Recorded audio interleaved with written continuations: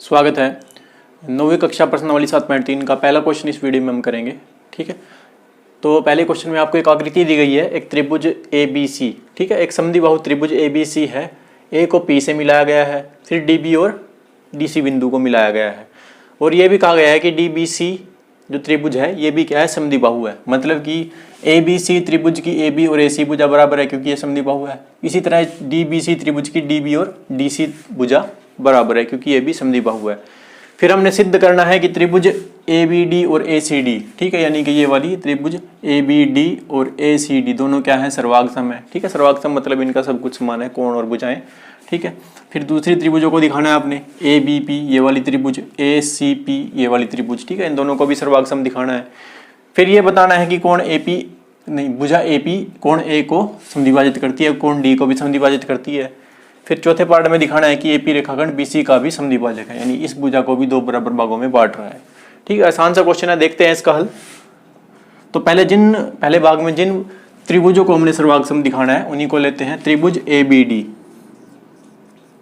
त्रिभुज A B D व त्रिभुज ए सी डी से।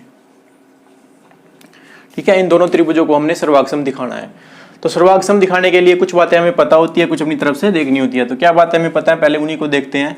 हमें पता है कि त्रिभुज ए बी सी क्या है, समद्विबाहु त्रिभुज है। और समद्विबाहु त्रिभुज की दो भुजाएं बराबर होती हैं। तो दो भुजाएं कौन सी बराबर है, ए बी और ए सी। ठीक है, इन दोनों त्रिभुजों की ए बी और ए सी भुजा क्या है, बराबर है। ये हमें दिया है, ए बी बराबर ए सी, ये हमें दिया है।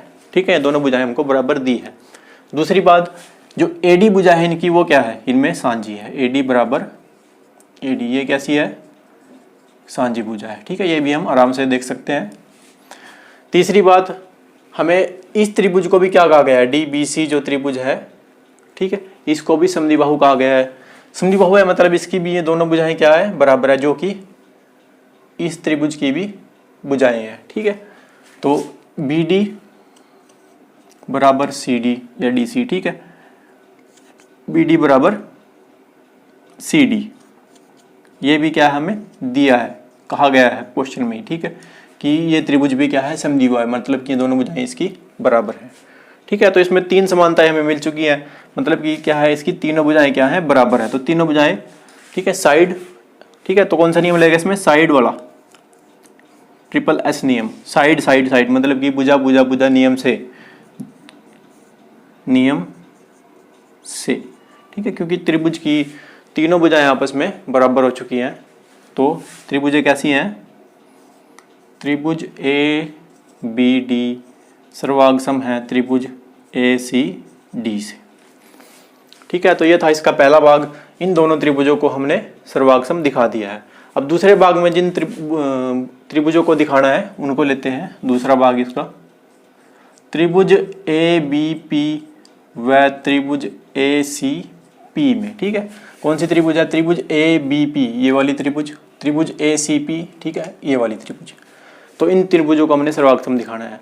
इन त्रिभुजों में भी ए बी और ए सी भुजा वही है, तो यहाँ पे ये तो रहेगी बराबर, ए बी बराबर ए सी।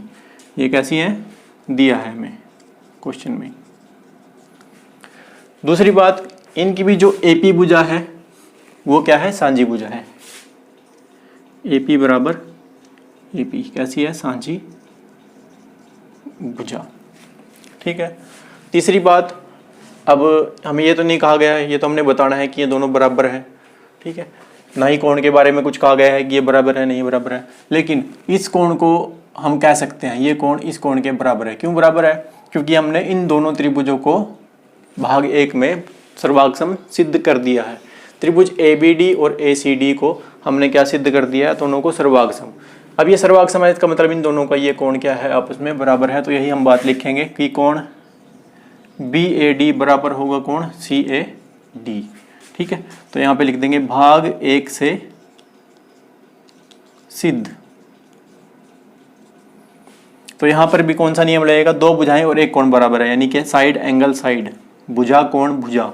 ठीक है, से त्रिभुज ए बी पी सर्वागसम है त्रिभुज ए सी पी के।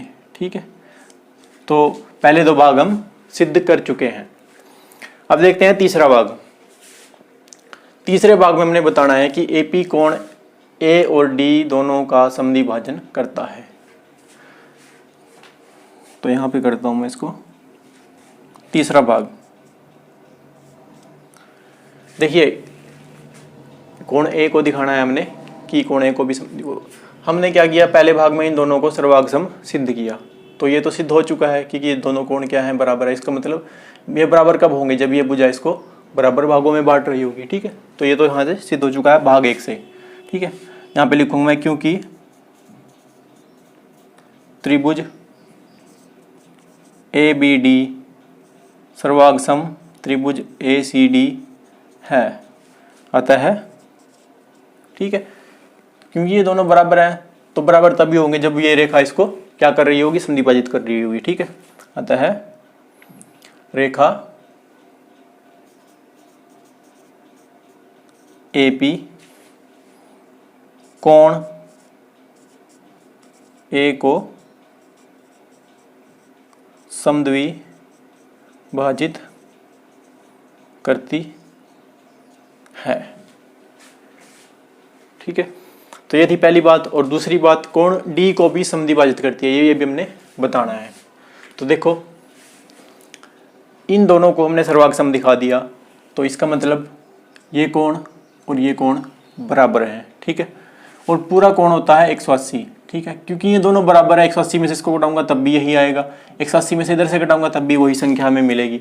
ठीक है, तो यहाँ पे लिख देता हूँ मैं। अब मैं क्या कर रहा हूँ, इस पहले भाग को साफ कर रहा हूँ। ठीक है, क्योंकि ये तो हमने कर लिया।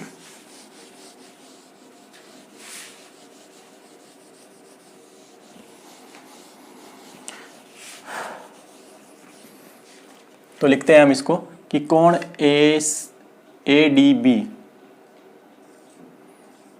कोण ए डी बी बराबर कोण ए डी सी। ठीक है, कोण ए डी बी बराबर कोण ए डी सी, क्योंकि इन दोनों को हमने बराबर दिखा दिया है। अतः अब क्या करूँगा मैं, 180 में से इधर से मैंने 180 में से इसको घटा दिया। यहाँ पे तो पहले ले लेते हैं कि ये भाग 1 से बराबर है, भाग 1 से। ठीक है, अब मैंने क्या किया, दोनों तरफ 180 में से घटा दिया, कोण ए डी बी और 180 माइनस कोण ए डी सी। ठीक है, क्योंकि पूरी भुजा पर बना पूरा कोण क्या होता है, 180 डिग्री का होता है। ये पूरी भुजा पर इधर बना कोण 180 से मैंने इसको घटा दिया। इस तरह इधर भी 180 में से इसको घटा दिया, तो इधर भी क्या बचेंगे, दोनों बराबर कोण बचेंगे। तो यहाँ पे बचेगा कोण बी डी पी बराबर कोण सी डी पी। ठीक है, यहाँ पे लिख दूंगा अतः सिद्ध है कि एपी कोण डी को भी समद्विभाजित करता है, कि एपी कोण डी को भी समद्विभाजित करता है। ठीक है, ये थी इसकी दूसरी बात। अब चौथा भाग हम देखते हैं, रेखाखंड बीसी का भी समद्विभाजक है। तो देखिए दूसरे पार्ट में हमने इन दोनों त्रिभुजों को सर्वांग सम दिखाया, त्रिभुज ए बी पी को और ए सी पी को, और ये दोनों सर्वांग सम सिद्ध हो चुकी है। अब क्योंकि ये दोनों सर्वांग सम है, इसका मतलब ये भुजा और ये भुजा क्या है, बराबर है। ठीक है, तभी तो सर्वांग सम है। अगर सर्वांग सम है, इसका मतलब जो ए पी है वो इसको भी क्या कर रही है, बराबर भागों में बांट रही है। ठीक है, तो यहाँ पे लिख दूंगा मैं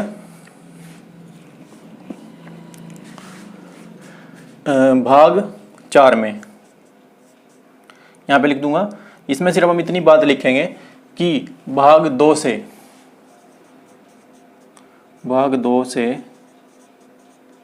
सिद्ध है